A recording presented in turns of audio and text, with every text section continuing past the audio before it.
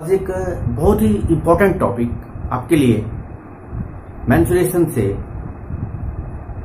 जिसमें आज के क्लास में हमें ये पढ़ना है मुख्य रूप से कि हम सभी रेक्टेंगल का एरिया मीन्स आयत का जो एरिया क्षेत्रफल होता है वह हम लेंथ इनटू ब्रेथ मीन्स जो रेक्टेंगल है उसका जो डायमेंशंस होता है वो डायमेंशंस के मल्टीपल के फॉर्म में क्यों लिखते हैं। और दूसरा एक और इम्पोर्टेंट क्वेश्चन इसी में कि चाहे हम ट्रायंगल का एरिया फाइंड करते हैं या ट्रेपेजियम का एरिया फाइंड करते हैं या फिर स्क्वायर का एरिया फाइंड करते हैं या फिर रेक्टेंगल का एरिया फाइंड करते हैं, मीन्स कोई भी जो बाउंडेड कर्व जो होता है उसका अगर किसी का भी एरिया फाइंड करते हैं तो सब में हम स्क्वायर यूनिट ही क्यों लिखते हैं। चाहे हम ट्रायंगल का एरिया फाइंड करते हैं तो फिर भी इसमें स्क्वायर यूनिट लिखते हैं, चाहे हम ट्रेपेजियम का एरिया फाइंड करते हैं फिर उसमें स्क्वायर यूनिट ही लिखते हैं, चाहे सर्किल का एरिया फाइंड करते हैं उसमें हम स्क्वायर यूनिट ही लिखते हैं। तो आज के इस टॉपिक में हमें बेसिकली यही जानना है कि एरिया ऑफ रेक्टेंगल को लेंथ इंटू ब्रेथ हम क्यों लिखते हैं और एरिया का जो यूनिट होता है वो हम स्क्वायर यूनिट क्यों लिखते हैं। मीन्स यूनिट चाहे मीटर में आएगा, सेंटीमीटर में आएगा, किलोमीटर में आएगा, तो इस प्रकार से हम क्यों लिखते हैं। तो चलिए आइए आज के टॉपिक में हम इसी को जानते हैं कि हम एरिया जो रेक्टेंगल का जो एरिया है तो हम रेक्टेंगल के एरिया को L इंटू बी हम क्यों लिखते हैं। तो आइए लिखते हैं इसको। तो सबसे पहले जो यहाँ एक फिगर बना है, ध्यान देंगे आप, यहाँ पे एक फिगर बना है जिसमें ये क्या है कि इसका L है और ये इसका B है। अब एक और देखेंगे आप कि ये रेक्टेंगल है तो रेक्टेंगल का जो अपोजिट साइड होगा तो यह दोनों इक्वल होगा और ये दोनों इक्वल होगा। तो बेसिकली ये रेक्टेंगल का अपोजिट साइड इक्वल होता है। अब है कि इसका हम एरिया कैसे फाइंड करेंगे, क्योंकि L इंटू बी जो यहाँ लिखा हुआ है क्या यह L इंटू बी ही होता है या कुछ और भी हो सकता है। तो आज हम इसी पे चर्चा करने वाले हैं। तो आइए सबसे पहले हम करते क्या है, आप देखेंगे इसको कि यह जो 2 यूनिट का है तो इसे हम 2 पार्ट में बांट दिए। ठीक, अब ये जो साइड है इसका भी लेंथ 1 यूनिट और इसका भी 1 यूनिट, तो ब्रेथ हमारा 2 पार्ट में बट गया। अब लेंथ क्या है तो 3 यूनिट्स है। इसको हम क्या करते हैं, इसको भी हम बांट दिए, 3 पार्ट में बांट दिए इसको भी। अब ध्यान से देखेंगे ये भी क्या हो गया 1 यूनिट, ये भी 1 यूनिट और ये भी 1 यूनिट। इसके अलावा ये भी 1 यूनिट और ये भी 1 यूनिट। मतलब जितने भी पार्ट हैं इसके सभी पार्ट का लेंथ क्या है, तो सभी पार्ट का लेंथ 1 यूनिट है। देखेंगे यहाँ पे कि सभी जितने भी पार्ट्स हैं, चाहे हम जो ये फिगर है इसका नाम A लिखें, ये B लिखें, ये C लिखें, ये D लिखें, ये E लिखें या F लिखें, आप जितने भी ये क्लोज कर्व हैं आप इसको अगर ध्यान से देखेंगे तो आपको पता चलेगा कि जैसे ये जो फिगर है इसमें क्या है तो अपोजिट एंड्स 1 सेंटीमीटर है और ये भी क्या है तो 1 यूनिट का है। मीन्स जितना भी अपोजिट एंड्स है सबका यूनिट लेंथ है ना। मीन्स अपोजिट एंड्स जो है, अपोजिट साइड का जो लेंथ है वो लेंथ इक्वल है। मीन्स ऑल साइड्स क्या है इसके, तो ऑल साइड्स इक्वल है और साइड का लेंथ क्या है तो यूनिट लेंथ है ना। और साइड की लेंथ क्या है तो यूनिट लेंथ है। मीन्स हम कह सकते हैं कि जो भी बाउंडेड फिगर है या बाउंडेड फिगर क्या है तो सभी यूनिट लेंथ का स्क्वायर है। मीन्स अगर यूनिट लेंथ का अगर स्क्वायर होगा तो एरिया होगा, स्क्वायर का एरिया होगा तो 1 यूनिट स्क्वायर होगा, 1 यूनिट 1 स्क्वायर यूनिट 1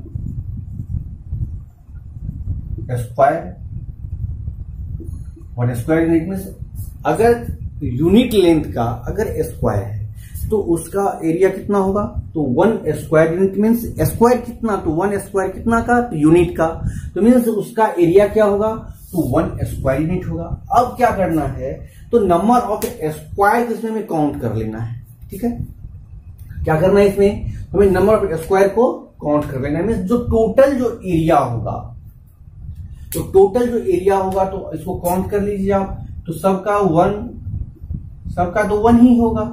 तो जो भी फिगर्स हैं सभी फिगर्स के जो एरियाज होंगे या एरियाज क्या होगा, तो 1 यूनिट स्क्वायर। मीन्स एरिया लिख सकते हैं यहां पे, एरिया ऑफ बाउंडेड फिगर लिख सकते हैं। Area of bounded figure equal to area of a plus b plus c plus d plus e या प्लस एफ लिख सकते हैं कि जितने भी जो ये बाउंडेड फिगर है कौन सा, तो ए बी सी डी ई और एफ, तो अगर इस सब का अगर एरिया को अगर हम इंक्लूड कर दें तो ये किसका एरिया बताएगा हमें, तो यह जो bounded figure A B C D है, जो ये रेक्टेंगल है, तो ये इसका हमें एरिया या हमें मेजरमेंट करेगा। तो अब देखिए यहाँ पे कि ए का एरिया कितना फाइंड किया, तो 1 स्क्वायर यूनिट है ना, 1, बी का भी 1, सी का भी 1, डी का भी 1, ई का भी 1 और एफ का भी 1 और स्क्वायर यूनिट। बिल्कुल ही आसान सा है। अब आप इसको काउंट कर लीजिए, कितना आएगा, 1 2 3 4 5 6 मीन 6 स्क्वायर यूनिट। अब ये 6 स्क्वायर यूनिट इसका एरिया हुआ है ना। तो अब इसमें सबसे पहले जो भी हमारा डायमेंशंस है, इस डायमेंशंस के जो मैथमेटिकल कंडीशंस होते हैं हम उससे थोड़ा बात कर लेते हैं। तो मुख्य रूप से 4 कंडीशंस मैथमेटिक्स में होते हैं, या तो एडिशन होता है, या फिर पहला एडिशन होता है, दूसरा सब्सट्रैक्शन होता है, तीसरा मल्टीप्लिकेशन होता है और चौथा डिवीजन होता है। तो ये मुख्य रूप से ये 4 कंडीशंस होते हैं। तो इस 4 पे हम बात कर लेते हैं।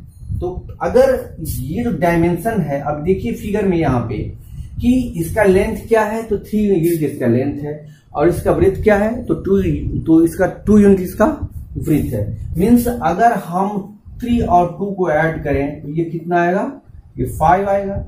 अगर 3 - 2 करते तो ये 1 आएगा, लेकिन अगर 3 × 2 करते हैं तो ये 6 आता है, बट 3 डिवाइडेड 2 करेंगे तो 1.5 आता है। मीन्स ओनली 1 कंडीशन को ये सेटिस्फाई कर रहा है। मीन्स कब सेटिस्फाई कर रहा है, कि जब लेंथ और ब्रेथ को जब हम मल्टीप्लाई करते हैं तभी हमारा 6 आ रहा है, जो कि पहले जो हम इसको पार्ट वाइज करके जब इसका हम एरिया फाइंड किए थे। मीन्स जब रेक्टेंगल को जब हम स्क्वायर में कन्वर्ट करने के बाद जब इसका हम एरिया फाइंड किए, तो उस कंडीशन में जो इसका एरिया आया तो उसको एक ही कंडीशन यहाँ पे सेटिस्फाई करता है। मीन्स जब हम डायमेंशन को हम मल्टीप्लाई कर देते हैं, तो डायमेंशन को मल्टीप्लाई करने के बाद ही जो रेक्टेंगल का एरिया है तो वह एरिया हमें फाइंड होता है। मीन्स ये क्या है, ये 3 क्या है, इसमें 3 लेंथ है और 2 क्या है इसका, तो ब्रेथ है। मीन्स इसका एरिया जो 6 हुआ, एरिया जो 6 हुआ, तो 6 कब हुआ, जब लेंथ और ब्रेथ को हम मल्टीप्लाई किए। मीन्स ये 3 क्या है, लेंथ है, और 2 क्या है, तो ब्रेथ है। जब 3 और 2 को मल्टीप्लाई किए तो ये 6 हुआ। तो अब यहां से आप समझ में आ गया होगा आपको कि एरिया ऑफ रेक्टेंगल जो होता है लेंथ इंटू ब्रेथ हम क्यों लिखते हैं। सबसे पहले क्या करना है कि हम करते क्या है कि जो भी फिगर्स है उस सभी फिगर्स को हम स्क्वायर में कन्वर्ट करते हैं, और फिर उसके बाद उसका जो भी जितने स्क्वायर्स होते हैं सभी स्क्वायर्स का हम सम फाइंड कर लेते हैं। तो हमें टोटल जो फिगर होता है फिगर का हमें एरिया फाइंड हो जाता है। तो पहला क्वेश्चन का आपको जवाब आंसर मिल गया कि एरिया ऑफ रेक्टेंगल जो होता है उसे हम L × B क्यों लिखते हैं। अब दूसरा क्वेश्चन है इसमें कि यूनिट ऑफ एरिया, एरिया का जो यूनिट होता है इसको हम स्क्वायर यूनिट क्यों लिखते हैं। तो इसका भी क्वेश्चन, ये भी क्वेश्चन का आंसर आपको मिल गया होगा कि जैसे हमने यहां पे रेक्टेंगल फाइंड किया है, तो रेक्टेंगल में फाइंड किया तो हम इसमें ड्रॉ क्या किए हैं, कट करने के बाद तो हम ड्रॉ क्या किए, तो हम स्क्वायर को ड्रॉ किए हैं। तो चूंकि हम स्क्वायर को ही यूनिट लेंथ का जो स्क्वायर है, क्योंकि हम इस स्क्वायर को ही इसमें काउंट किए हैं, इसलिए हम क्या लिखते हैं यहाँ पे, तो स्क्वायर यूनिट लिखते हैं। ये जो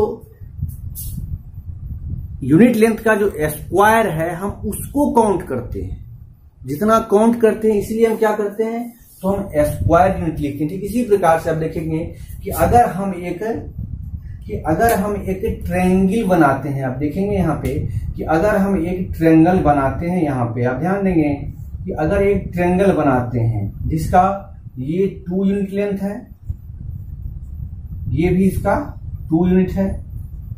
अब क्या करना है कि इसका हमें एरिया फाइंड करना है। तो हमें क्या करना है, ये जो 2 यूनिट है इसको हम 1 यूनिट में इसको हम कन्वर्ट कर लिए, यहां से भी 1 यूनिट में इसको कन्वर्ट कर लिए और इसको क्या करते हैं, तो इसको हम ज्वाइन कर देते हैं। अब देखो कि ये भी 1, ये भी 1, ये भी 1 और ये भी 1 है। तो ये क्या है, तो ये फिगर तो एक स्क्वायर है, मीन्स इसका एरिया कितना हो जाएगा, इसका एरिया होगा 1 स्क्वायर यूनिट होगा। अब क्या करना है कि यह जो शेष पार्ट है इसको यहां से काट के और इसको हम यहां पे पेस्ट कर देते हैं।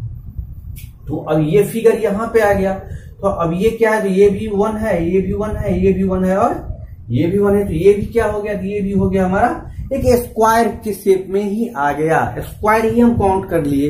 इसीलिए चाहे हम कोई भी जो बाउंडेड फिगर होता है, तो किसी भी बाउंडेड फिगर का जो हम एरिया लिखते हैं, तो एरिया को क्या लिखते हैं, स्क्वायर यूनिट लिखते हैं। यूनिट के तो यूनिट में सेंटीमीटर आ सकता है, मीटर आ सकता है और किलोमीटर आ सकता है, मतलब जिसमें हमें फुट आ सकता है, जिसमें हमें मेजरमेंट करना हो, मतलब जिसमें लेंथ और ब्रेथ दिया हुआ होगा वही यूनिट के पास हमें लिखना है। लेकिन स्क्वायर क्यों हुआ ये आपको पता चल गया होगा।